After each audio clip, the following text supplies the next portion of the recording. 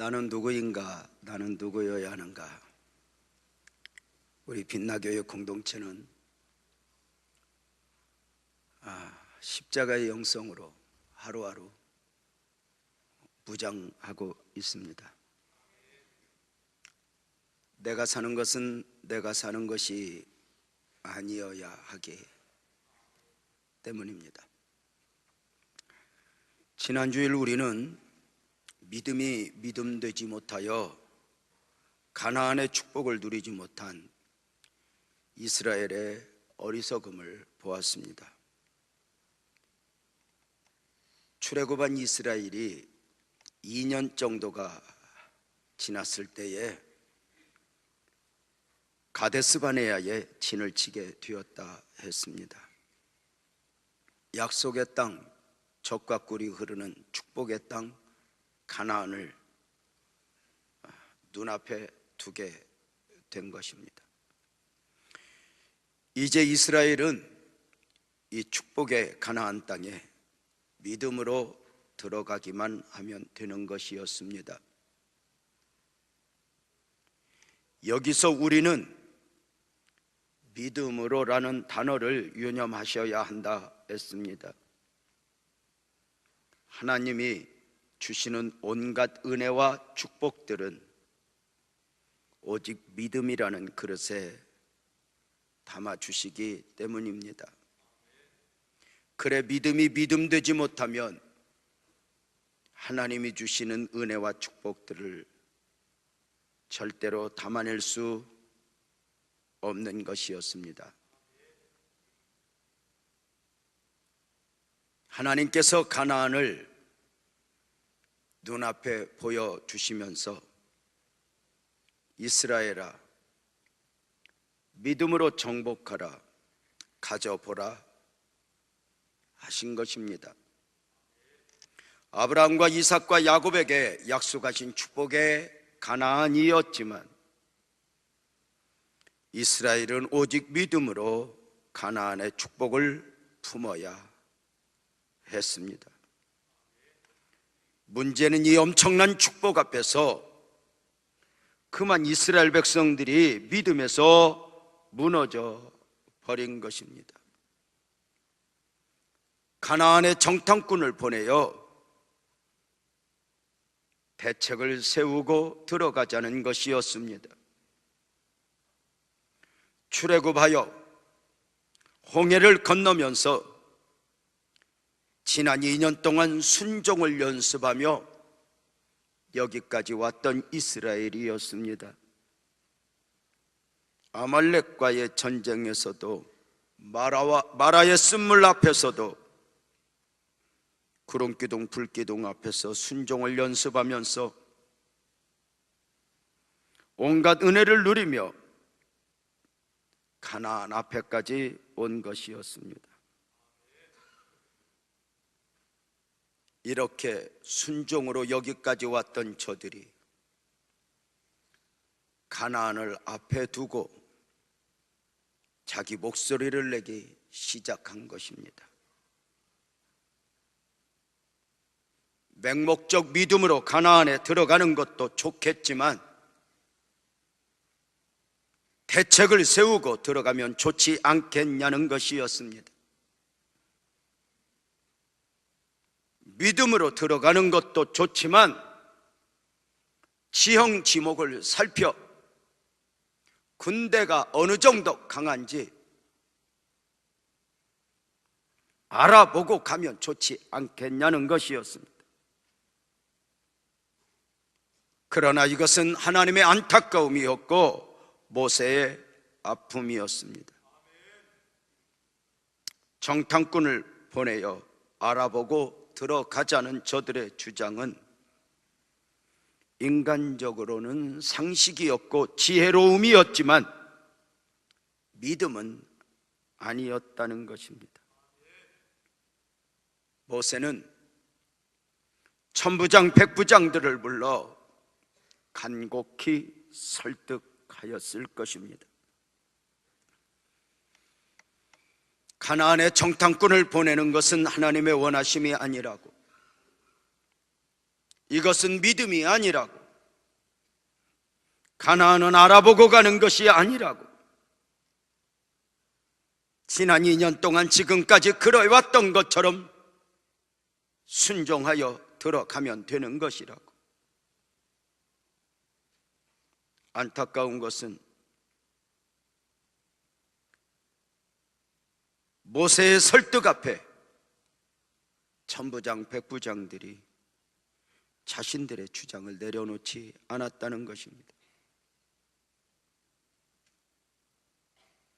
그렇게 순종하고 그렇게 하나님의 음성에 귀를 기울이던 천부장 백부장들이 갑자기 하나님이 무엇을 원하시나 보다 백성들의 의견을 담아 주장하는 것이었습니다. 하나님의 말씀에 순종하는 것이 아니라 백성들의 말에 귀를 기울이기 시작한 것입니다. 저들의 착각은 이것이 아마도 자신의 역할이었다고 생각하였는지 모릅니다. 그러나 하나님의 나라의 원리는 자기 주장을 관철시킴으로 맺어지는 열매가 아닌 것입니다.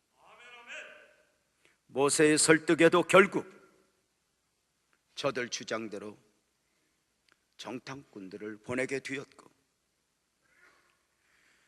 40일을 정탐하고 돌아온 저들은 들어갈 수 없다였습니다.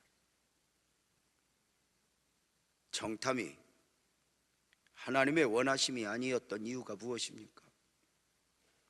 믿음으로가 아니면 하나님이 하나님의 백성들에게 자존심이 상해서였을까? 저들이 순종하지 않으면 영적 원리에 하나님 나라가 세워짐이 무슨 문제가 있어서였을까? 아니요! 내일 일을 하시는 하나님이 아셨습니다. 저들이 정탐하고 돌아오는 순간 지형 지목을 살피고 군대가 얼마나 강한가 알고 살피고 돌아오는 순간 저들 생각은, 저들 계산은 절대로 가나안에 들어갈 수 없다는 것을 이미 아셨습니다. 이렇게 말씀드렸죠. 내일 일을 알고 내일 일을 헤아리면서도 그 내일 일을 감당하여 품어낼 수 있는 분은 하나님밖에 없다고 말합니다.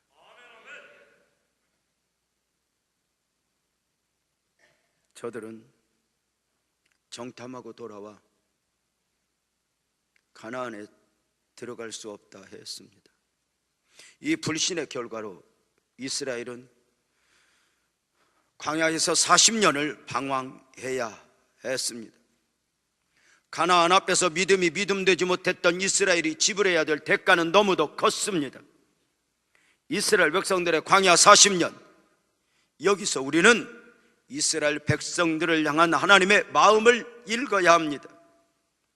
가나안을 앞에 두고 믿음이 믿음되지 못한 이스라엘 백성들로 하여금 광야 40년을 방황하게 하셨음은 단순한 징계가 아니었다는 것입니다. 광야 40년은 믿음이 믿음되지 못했던 너희들 고생 좀 해봐가 아니라 오히려 하나님의 기대였습니다. 이스라엘 백성들 광야 40년을 향한 하나님의 기대, 하나님의 마음이 무엇이었습니까? 불신앙의 대가로 광야에서 40년이라는 고난의 시간을 겨우 채우는 것이 아니어야 했습니다. 광야 이스라엘 백성들을 향한 하나님의 마음은 이스라엘이 가나안에 들어가기 전에 가나안 백성답게 성장하는 믿음으로의 사람이 되기를 원하셨습니다. 가나안에 들어가서 가나안 백성다워지는 것이 아니라 광야에서 가나안 백성다워지는 것 말입니다.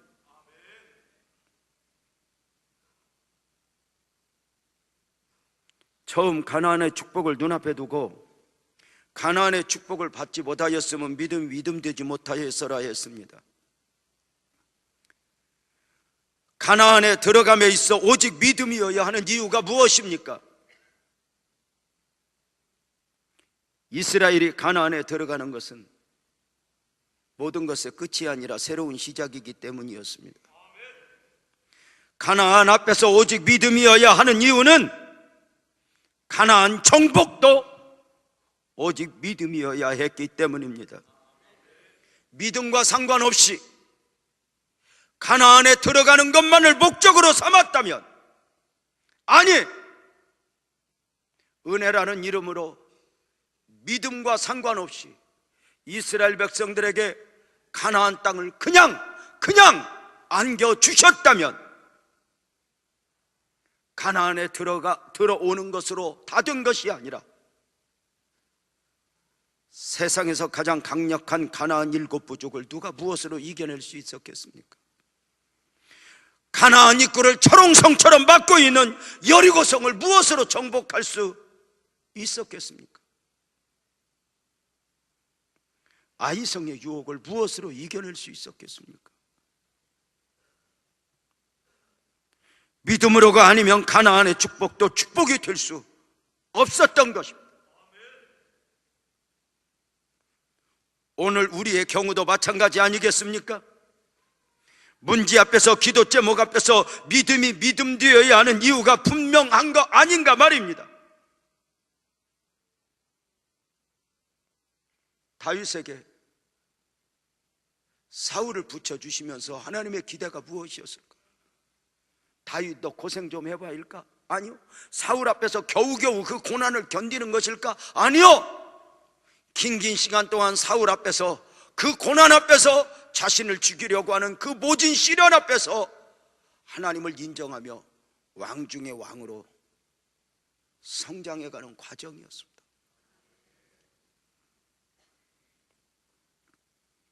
사랑하는 성도님들, 믿음 없이 축복을 받으면 그 축복을 축복으로 지켜낼 능력이 우리에게 있을까? 축복을 축복으로 받는 것도 중요하지만 그 축복을 축복으로 지켜내는 것이야말로 더 중요한 거 아닐까? 우리 주변에 축복을 받고 그 축복이 축복되지 못하게 되는 경우들이 얼마나 많이 있습니까?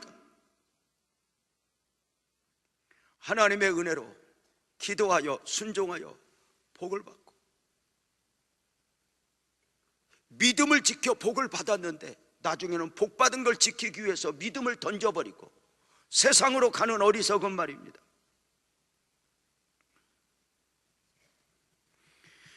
오늘의 문제, 오늘의 고난 앞에서 믿음으로를 연습하며 세상이 감당할 수 없는 사람으로 성장해 가는 것이 아닌가? 하나님 축복 주세요, 응답 주세요 할 때, 그래 하나님은 사랑의 하나님인지라 우리가 원하는 바를 다 들어주면 별 문제 없이 믿음이 아니어도 삶을 살아갈 수 있도록 비단길을 깔아주시면 우리가 삶을 살아낼 능력이 있을까?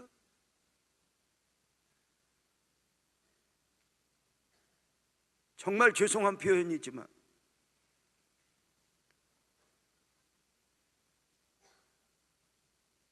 최순실 씨가 딸 정유라에게 그저 아무 문제 없이 살도록 길을 열어줍니다. 중학교 1년에 열흘만 가도 졸업하도록, 고등학교 3년 동안 18일만 가도 졸업하도록, 그리고 말을 타니 20억짜리 말을 사주고 100억짜리 집을 사주고,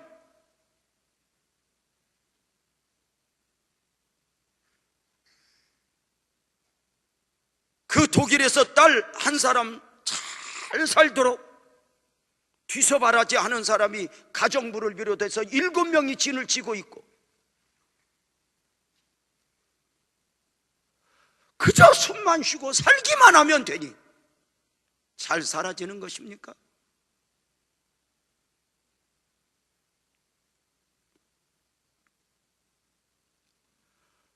오늘 우리가 오늘의 문제 앞에서 믿음이어야 하는 이유가 뭐예요? 하나님께서 요셉에게 노예 생활 10년, 감옥 생활 3년 앞에서 철저하게 믿음으로를 훈련시킨 이유가 뭘까요? 단순한 요셉의 출세? 성공이 아니잖아요. 요셉이 총리가 되어서도 믿음에 흔들리지 않고, 애굽에서 총리가 되었지만 하나님의 백성으로서 자기를 지켜내며 민족 구원의 사명을 감당해야 될 요셉으로 만들어가는 과정이 바로 노예 생활 10년, 감옥 생활 3년이 아니었을까? 가나안이 목적이라 하여 가나안만 들어가면 다 되는 것 같지만 오늘 믿음으로를 극복하지 못하면 내일의 가나안 7부족을 무엇으로 이겨내며 여리고성을 무엇으로 극복해야 되냐는 것입니다.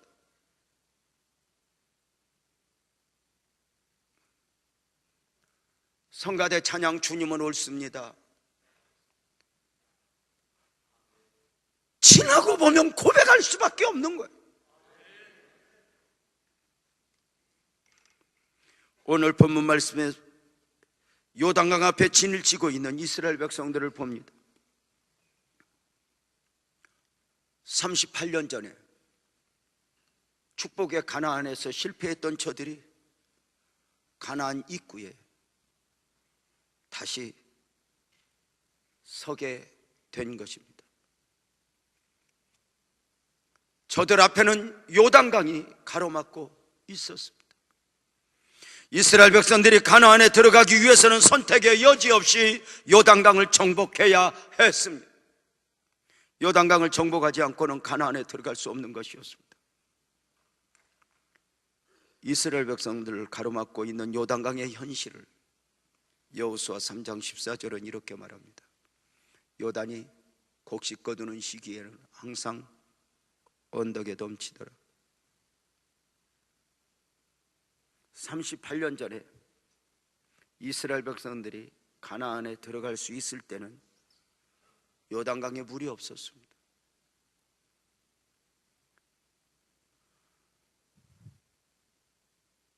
(38년) 지난 후에 상황이 더 좋아졌을까? 아니요.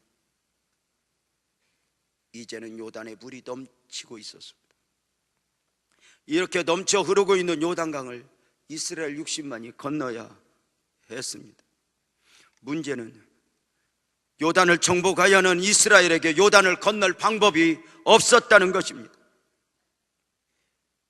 그럼에도 놀라운 것은 이스라엘 백성들이 달라져 있었습니다. 이스라엘 백성들이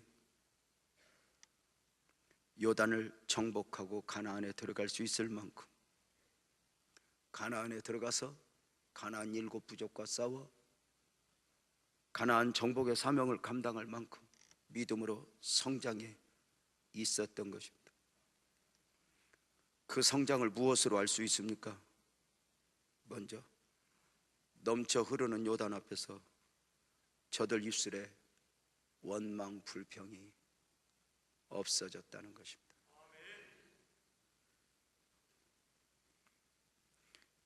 광야에서 방황하는 이스라엘 백성들의 원래 모습이 무엇이었습니까? 출애굽기 14장 11절 12절을 보면 그들이 또 모세에게 이르되 애굽에 매장지가 없어서 당신이 우리를 이끌어내어 이 광야에서 죽게 하느냐? 어찌하여 당신이 우리를 애굽에서 이끌어내어 우리에게 이같이 하느냐? 우리가 애굽에서 당신에게 이른 말이 이것이 아니냐? 이르기를 우리가 내버려 두라, 우리를 내버려 두라, 우리가 애굽 사람을 섬길 것이라 하지 아니하더냐? 애굽 사람을 섬기는 것이 광야에서 죽는 것보다 낫겠다. 사랑하는 여러분, 이게 말입니까? 이스라엘 백성들은 습관적으로 광야에서 고비만 만나면 모세야 우리를 죽이려고 데리고 나왔느냐? 우리 애굽으로 가겠다. 돌을 들고 원망하며 불평했습니다. 우리가 애굽에서 나올 때에 아니 나온다고 하지 않더냐? 우리가 애굽에서 그냥 애굽 사람 섬기며 살겠다고 하지 않았느냐? 우리 여기에서 죽게 생겼다. 신기한 것은 만나의 은혜, 메추라기의 은혜, 구름기둥 불기둥의 은혜, 반석에서 솟아나는 샘물의 은혜, 온갖 은혜를 누리면서도 고비만 만나면 원망하고 불평했다.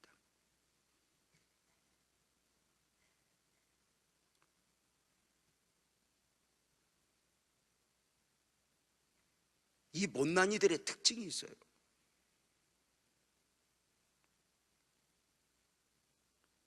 지도자가 가자면 가면서 입으로는 원망하고 불평하는 거예요. 안 나오려고 했는데, 결혼 안 하려고 했는데, 아기도 안 낳으려고 했는데, 교회도 안 오려고 했는데, 이왕 가는 것 왜 그러고 가냐 그 말이야.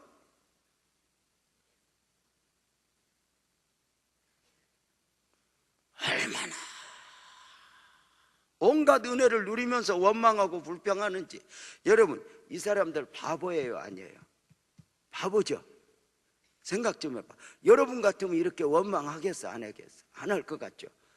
근데 놀랍게도 민수기서에서 이들이 원망을 몇 번이나 했나 이렇게 계산해 보면 약 40번 했대. 40년간 40번 원망했다는 얘기는 얼마 만에 한 번씩 했다는 거예요. 1년 만에 한 번씩. 여러분은 얼마 만에 한 번씩 원망해?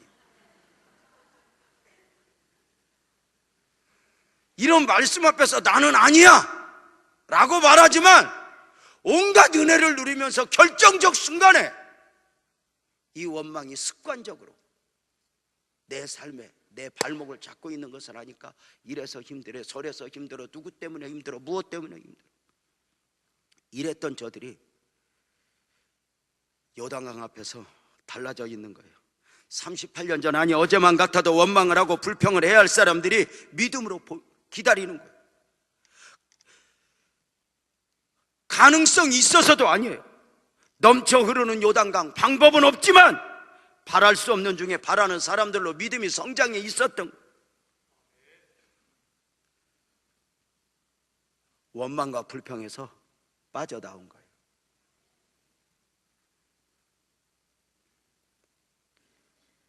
두 번째, 저들의 믿음 성장의 증거가 어디에 있냐면 애굽에 대한 미련이 사라진 거예요. 원래 애굽은 세상의 화려함, 죄를 의미하거든요. 이스라엘 백성들이 광야에서 힘들었던 이유는 광야라는 환경 때문이 아니었어요. 광야의 고비 앞에서 끊임없이 솟아나는 애굽에 대한 미련 때문이었어요. 고비만 만나면 옛날 이야기를 하면서 애굽으로 돌아가는 것이 낫겠다고 목소리를 높인 거죠. 출애굽하여 이스라엘 백성들이 홍해를 건넜고 가나안을 향하여 출발하면 저들은 애굽 사람을 놓아야 했고 가나안 백성으로 가야 했습니다. 애굽에서 나왔으면 새로운 음식으로 먹고 살아야 했습니다. 그러나 애굽에서 나와서도 여전 애굽을 그리워하니 광야 이스라엘 백성들이 원하는 것이 놀랍게도 가나안에 있었던 것이 아니라 애굽에 있었다, 이렇게 말을 합니다. 과거의 생각의 메인이 내 마음대로 안 되고 부딪히면 원망을 하는 것입니다. 과거의 환상에 젖어 여러분, 우리는 홍해를 건너는 순간 애굽으로 갈 수 없다, 이게 정해진 사람들입니다. 선택의 여지 없이 우리는 가나안 백성답게 살아야 되는 게, 믿음으로 살아야 되는 게 우리입니다. 이제는 애굽 방식이 안 되는 것입니다. 근데 그리워요. 어떻게? 출애굽기 16장 2절 3절에 보면 이스라엘 자손이 온 회중이 그 광야에서 모세와 아론을 원망하여 이스라엘 자손이 그들에게 이르되 우리가 애굽 땅에서 고깃가마 곁에 앉아있던 때와, 고기도 못 먹었어, 그냥 불 떼주었어. 그러니까 옛날 말하는 사람은 이렇게 뻥튀기를 하잖아. 이렇게 떡을 배불리 먹던 때에 여호와의 손에 죽었더라면 좋았을 것을 너희가 이 광야로 우리를 인도해내어 온 회중이 줄여 죽게 하느냐? 민수기 14장 3절 4절에 보면 어찌하여 여호와가 우리를 그 땅으로 인도하여 칼에 쓰러지게 하려 하느는가? 우리 처자가 사로잡히리니 애굽으로 돌아가는 것이 낫지 아니할까? 이에 서로가 말하되 우리가 한 지휘관을 세우고 애굽으로 돌아가자. 온갖 은혜를 누리면서 고비와 만나면 이렇게 원망하고 불평하며 애굽으로 가겠다고 했던 저들이 달라진 거예요. 광야 40년 만에 비로소 저들은 애굽을 떨어내고 가나안을 바라보는 사람들이 되어 있었던 거예요. 요단에 가로막혀 가나안에 들어갈 수 있는 형편이 아니 되었음에도 불구하고 저들은 더 이상 애굽에서 해답을 찾지 않아요. 과거에서 해답을 찾지 않아요. 옛날에서 미련을 찾지 않아요. 앞으로만 보는 거예요. 앞으로만 보는 거예요. 하나님의 역사가 있을 거야. 애굽에서 빠져나온 것이죠. 믿음의 조상 아브라함을 통해 표현되어지는 믿음이 무엇이었습니까? 로마서 4장 17절을 보면 아브라함이 바랄 수 없는 중에 바라고 믿었다 이렇게 말해요. 가능성이 아니라 바랄 수 없는 중에 아무 희망이 없지만 믿었다. 이스라엘 백성들을 가로막고 있는 넘쳐 흐르는 요단강, 인간 안에 해결 방법이 없어요. 전에 같으면 원망을 해도 불평을 해도 될 것 같은데 저들이 더 이상 원망하지 않아요. 불평하지 않아요. 애굽으로 돌아가겠다며 과거에서 해답을 찾지도 않아요. 이스라엘은 요단 앞에 가로막혀 있지만 믿음으로 기다려요. 내일 일은 난 몰라요. 어떻게 가야 할지 몰라. 어떻게 건너야 할지 몰라. 대책은 없지만 바랄 수 없는 중에 바라고 요단 앞에서 하나님을 기다리고 기다리는 만큼 성장한 거예요. 나중에 총리 되어 민족 구원의 사명을 감당해야 될 요셉이 노예 생활 10년 하면서 무슨 희망이 있었겠어요? 노예는 내 것이 아니잖아요. 나마저도. 그럼에도 불구하고 그 노예의 삶의 현장을 형통으로 만들어 놔요. 억울하게 감옥에 들어가서 내 마음대로 안 되는데 거기에서도 형통으로 만들어 놔요. 그 정도로 나중에 미래적 계획, 미래적으로 자신을 준비하시는 하나님의 은혜를 입잖아요. 사랑하는 여러분, 이제 이스라엘은 더 이상 애굽에 매여 있는 사람들이 아니게 되어 있어요. 애굽에 대한 환상에 사로잡혀 광야에서 원망, 불평하는 모습들이 아니었던 거예요. 이스라엘 백성들은 요단 앞에서 원망과 탓, 미련 등을 다 던져버렸어요. 원망에서 아멘합시다. 원망, 불평에서 빠져나오고 애굽에 대한 미련에서 빠져나오고 놀랍게도 가나안에 들어가서 가나안 백성다워지는 것이 아니라 가나안에 들어가기 전에 요단 앞에서 가나안 백성으로 무장되어 있는 거예요. 이제 앞으로 가나안 정복, 가나안 7부족을 이겨내고 하나님 나라의 확장 사명을 감당해야 될 영적 전사로 무장되어 있는 거예요. 유명한 이야기가 있죠. 이스라엘 백성들이 애굽에서 나오는 데는 하루 만에 나왔지만 그 삶에서 그 입술에서 애굽을 없애는 데는 40년이 걸렸다고 말입니다.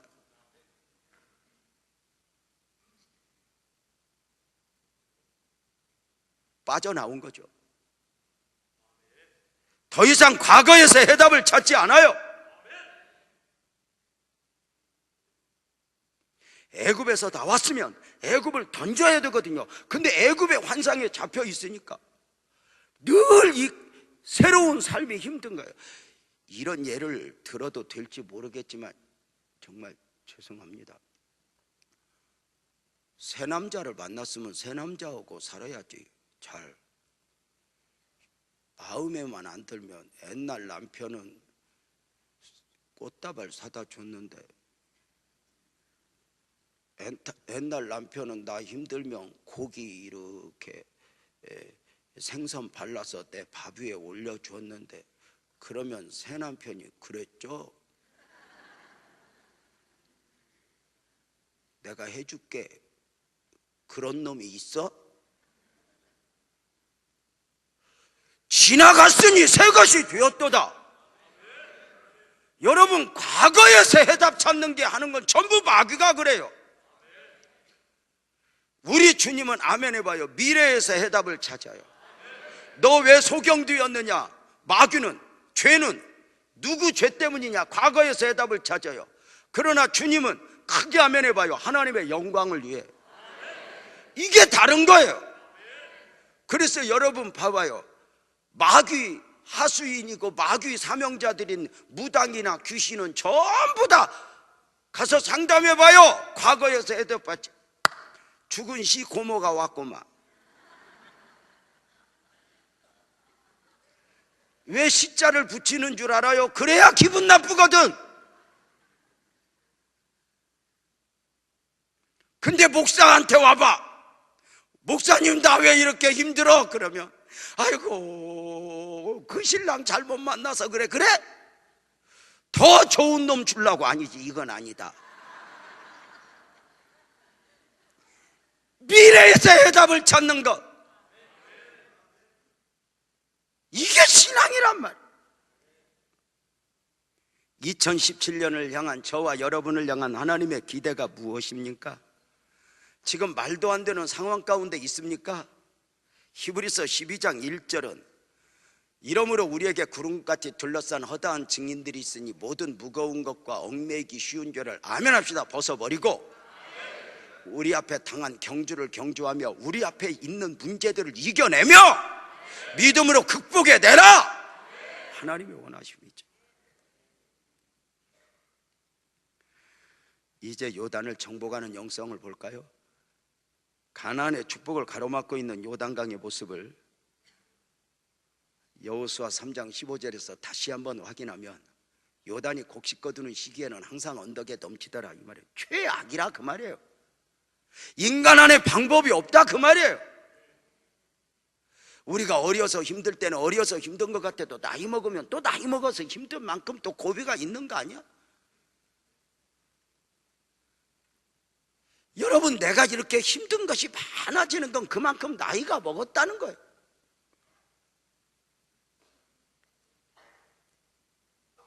언덕에 철철 넘쳐 흐르는 요단강,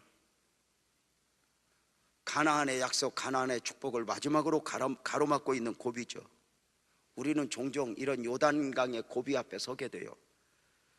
가나안이 보이는데, 축복이 보이는데, 응답이 보이는데 조금만 더 가면 해결될 것 같은데 이번 문제가 해결이 안 되는 거예요. 그 이 문제들 앞에서 무너지는 사람들이 얼마나 많은지 몰라요. 38년 전에 이스라엘이 가나안의 고비 앞에서 무너졌었잖아요. 어떻게? 포기하는 것으로, 그만두어 버리는 것으로. 사람의 죄성이요, 무슨 일을 만나면 그만두어 버리는 것, 포기하는 것이 제일 쉬운 것 같지만 가장 어리석은 거거든요. 안 가면 되잖아, 안 먹으면 되잖아, 안 입으면 되잖아, 그만 살면 되잖아, 집을 나가면 되잖아, 에? 그만두면 되겠네, 나 없어지면 되겠네, 이제 결국은 나 죽으라고? 죽으면 되겠네. 이런 말들이 어리석은 이유는 그 순간에 사탄이 그 마음을 정복하는 것이기 때문에 그래요. 내가 말하는 것 같지만, 베드로가 말하는 것 같지만 사탄이 말했던 거잖아요.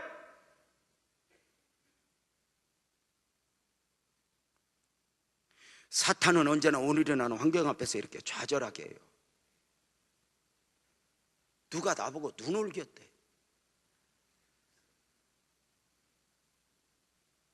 너도 그거 옆으로 보면서 같이 홀겼잖아.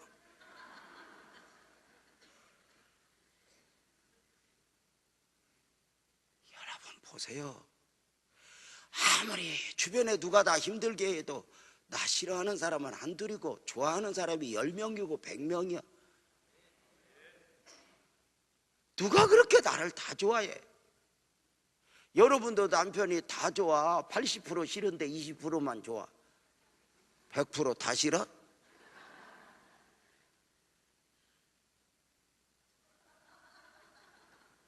아멘 한 거예요 지금? 여러분 봐요.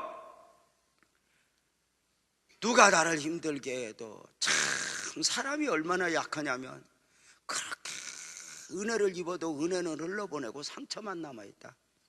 이게 죄성이야. 그렇게 맑은 물 흘러가도 그 물은 흘려보내고 돌멩이 남아있는 것처럼 인간의 죄성이 그렇게 입었던 은혜들 다 던져버리고 상처 때문에 나를 골짜기로 들어가게 만다. 성도님들에게 요단강의 고비가 있다면 뭐예요? 요단강의 고비를 어떻게 극복할까요? 그 처음이 말씀에 순종하여 따라가는 믿음이죠. 여호수아 3장 14절에 보면 백성이 요단을 건너려고 자기들의 장막을 떠나야 할 때 제사장들은 언약궤를 보고 백성 앞에서 나아가니라. 요단에 정복하는 원리를 말씀드리고 있는데, 요단강을 향하여 제사장들이 언약궤를 메고, 언약궤니까 말씀의 궤예요. 말씀의 궤를 언약궤에 메고 믿음으로 걸어가는 거예요. 제사장들이 앞장서서 걸어가면 2,000규빗 떨어져서 백성들이 그 제사장이 선포하는 말씀, 제사장 어깨에 매여 있는 말씀을 보면서 앞으로 가는 거예요. 사랑하는 여러분, 요단강은 수단과 방법에 의해서 정복되는 것이 아니라, 크게 아멘합시다, 말씀 앞에 정복됩니다. 교회의 어떤 문제도 마찬가지예요. 존경하는 장로님들이, 권사님들이 누가 어떻게 말했대가 아니라 말씀에 탁 매여서 내 마음에 들지 않는 환경, 내 마음에 들지 않는 사람 앞에서 하나님을 인정하는 다윗처럼 말씀을 보고 한 걸음 가.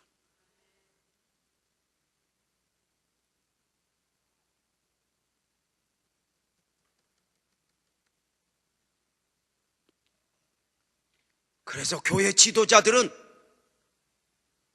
말씀 앞에 순종하는 모습을 보여줘야 돼요.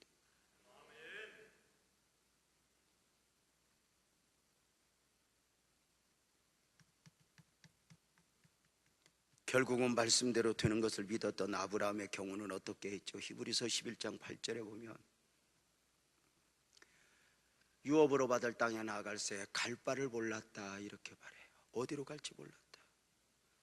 그럼에도 그가 걸음을 힘차게 옮길 수 있었던 이유는 창세기 12장 4절에 보면 아브라함이 여호와의 말씀을 따라갔다고 그래요. 계산이 아니야, 말씀. 사랑하는 여러분, 2017년에 우리의 삶이 그래야 하는 것 아닌가? 모든 상황 가운데서 말씀 믿고 말씀 따라가며, 내 생각, 내 계산을 따르는 것이 아니라 말씀으로 따라가며, 말씀 앞에 설득되어지며 가는 것이, 내 생각을 부인하고 나를 쳐서 복종시키고 말씀 앞에 설득되어 아멘 하고 가는 것이, 이게 문제를 정복하고 요단을 정복하는 영성이 아닐까? 바울 사도가 나는 날마다 죽노라 그래요. 언젠가 그 말씀을 묵상하는데 날마다 죽노라 하는 말씀을 보고 얼마나 죽기가 힘들었으면 이렇게 날마다 죽었을까? 왜? 어제 죽었는데 오늘 또 살아나. 어제 은혜 받았는데 오늘 또 살아나. 날마다 죽어. 제가 그 큐티하면서 바울 사도가 날마다 죽었으니 유재명은 10분 만에 한 번씩 죽어야 된다. 끊임없이 그 육적 요소가 솟아나. 바울 사도가 날마다 죽고 유재명 목사는 10분에 한 번씩 죽으면 성가대원은 분초마다 한 번씩 죽어요.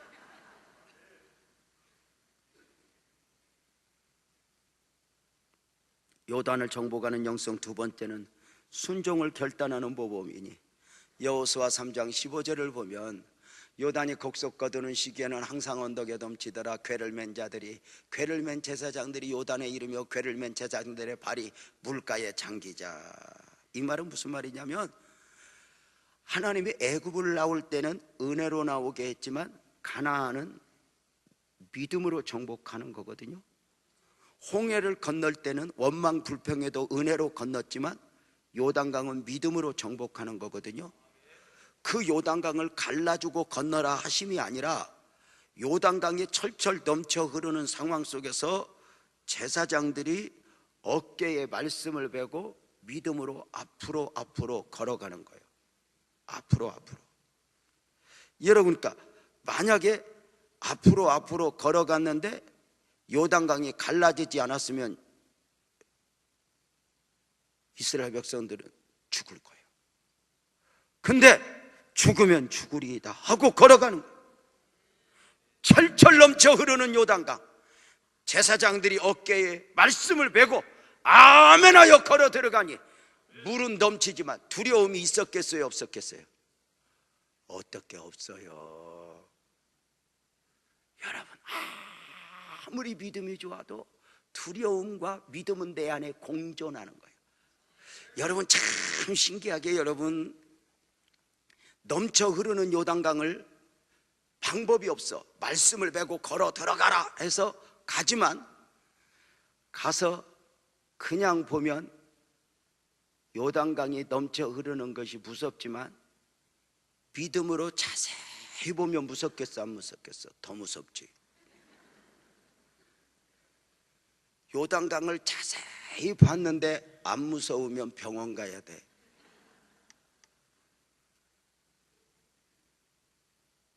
생각하면 생각할수록 문제 앞에서는 믿음이 무너지고, 믿음이 무너지고.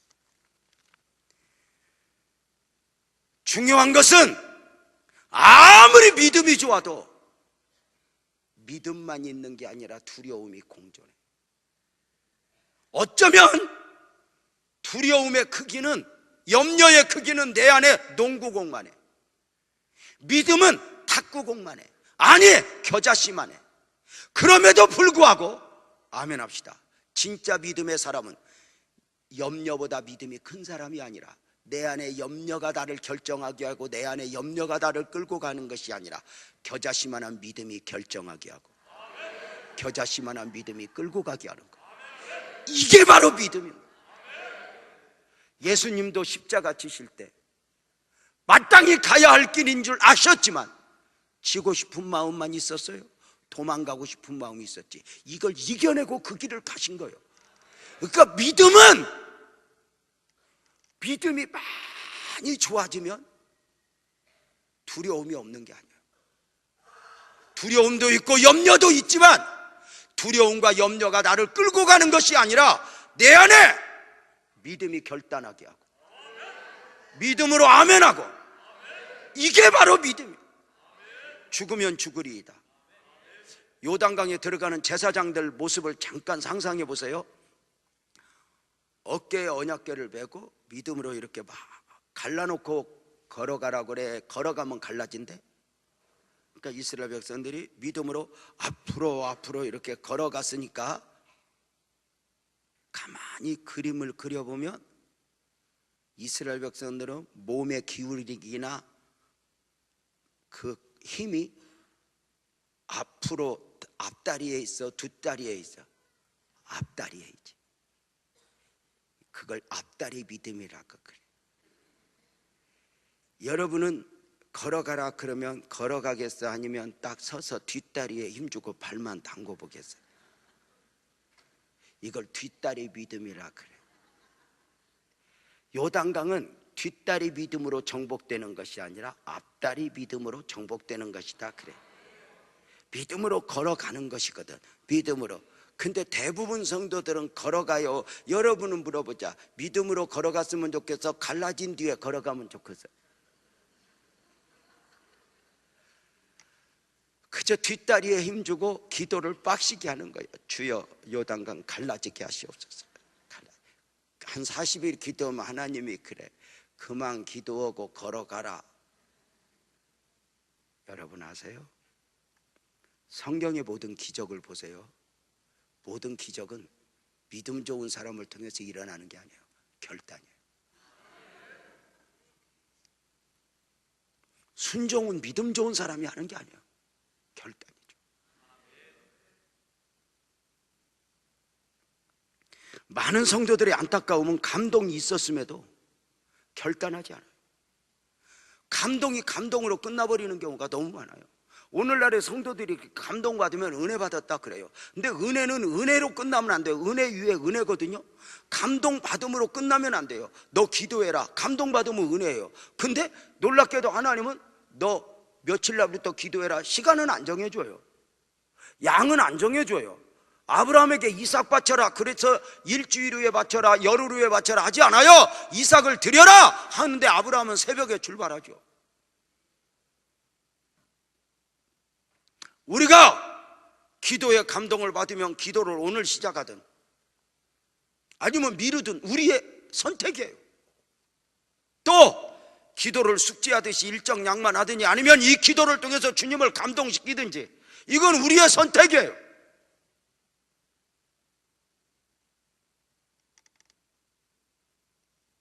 은혜는 받았는데 역사가 일어나지 못하는 경우가 많아요. 요단강을 정복하는 세 번째 원리는 흔들리지 않는 영성이죠. 하나님이 요단강 길을 갈라주셨어요. 태양을 멈추게 하듯이 요단강을 갈라주셨는데 한번 상상해 보세요. 성경에 보면 흘러오던 물은 쌓이고 밑에 물은 흘러갔어요. 그러니까 물기둥이 이렇게 쌓인 거예요. 이렇게 쌓였는데 이스라엘 백성들이 걸어가면 두렵겠어요? 안 두렵겠어요? 두려우죠. 이 물이 덮치면 어떡하지? 이 물이 덮치면 어떡하지? 그런데 가다가 괜찮아. 괜찮네. 걱정할 거 없네. 왜? 보니까 여호수아 3장 17절에 보면 여호와의 언약궤를 맨 제사장들은 요단 가운데 마른 땅에 굳게 섰고 그래요.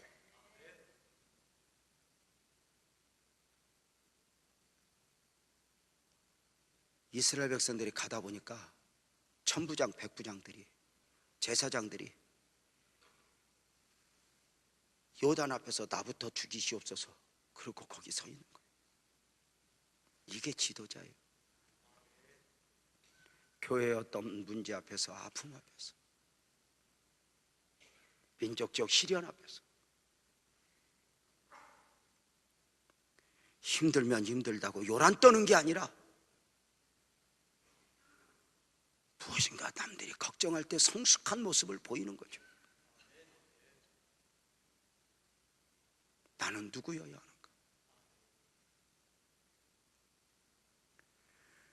요단이 갈라진 것도 기적인데 그 바닥으로 마른 땅이 되게 하신 것은 더 큰 기적이 아닐까? 요단이 갈라졌어도 땅이 젖어 있다면 쉽지 않았을 거예요. 그러나 마르니 가축 술에 다 갈 수 있었어. 2017년 우리네 삶에도 많은 땅이 되게 하실 하나님의 은혜를 입어야 돼요. 오직 믿음으로. 놀라운 건 이스라엘이 요단을 정복하고 가나안 땅에 들어가게 됐다는 것. 여호수아 4장 1절은 이렇게 말하네요. 그 모든 백성이 요단을 건너기를 마침에 가나안 땅에 들어온 거예요. 꿈에 그리던 약속의 땅, 젖과 꿀이 흐르는 땅에 도착했으니 감격 아니었을까? 여러분, 아브라함에게 약속한 시간과 하면 500년이 훨씬 지나서 애굽을 떠난 지 40년 만에 지금 가나안에 왔어요. 어쩌면 흥분하고 잔치를 하고 난리가 나야 될 것 같아요. 보라, 여기가 가나안이라. 그런데 도착한 이스라엘이 조용해요. 조용할 뿐만 아니라 그 엄청난 성취 앞에서 하나님의 원하심을 묵상해요. 왜요? 알았어요. 요단을 건넌 것도 은혜이고 광야도 은혜이고 내가 한 게 없는 거예요. 그러니 앞으로도 은혜여야 하니 요란을 떨지 않는 거예요. 성숙한 신앙인의 모습 아닐까? 좋은 일 앞에서든지 힘든 일 앞에서든지 성숙한 사람은 요단을 떨지 않아요. 억울하면 억울하다고 징징거리고 힘들면 힘들다고 징징거리고 내 마음에 들지 않으면 누가 내 편 들어줄까 찾아가서 주접을 떠는 거, 이게 인간의 죄성이에요.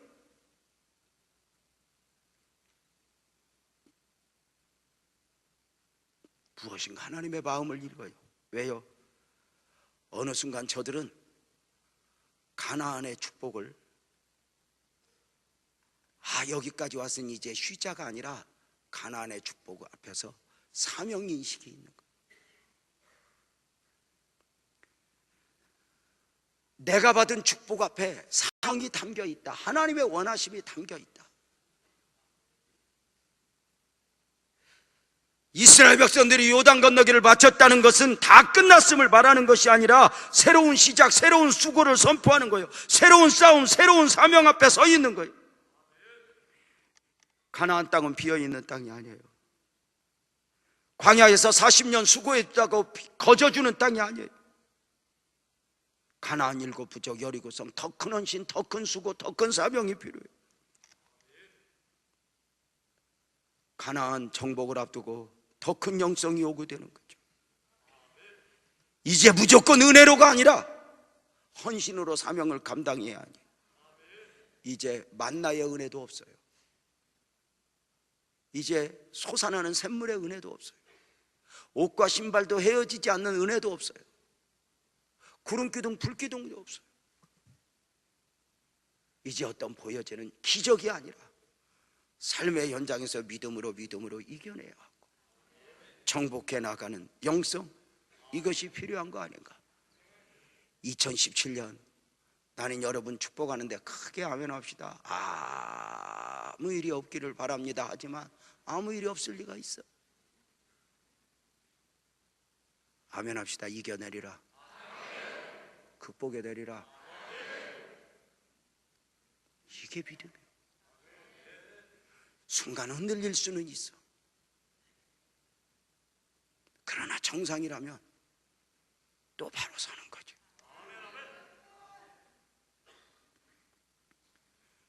가나안을 정복할 영성. 아멘합시다. 애굽의 불신앙에서 빠져나와야 돼. 원망 불평에서 빠져나와야 돼.